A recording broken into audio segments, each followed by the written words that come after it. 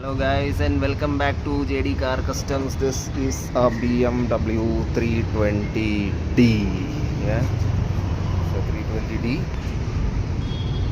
kept in good condition. Door locks are a bit tight. Has an extra touch screen, no sunroof and all. But the main thing is okay. So the door is also a bit hard to close. Main thing is this engine overhaul. It's not actually engine overhaul, but the cooling system is removed.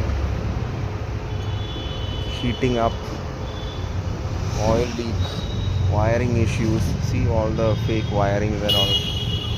See all the bearings.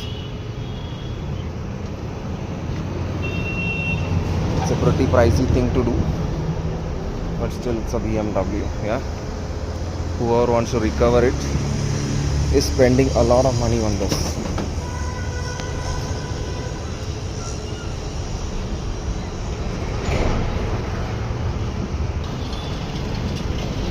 Thank you guys for watching JD Car Customs. Please kindly share, subscribe and follow.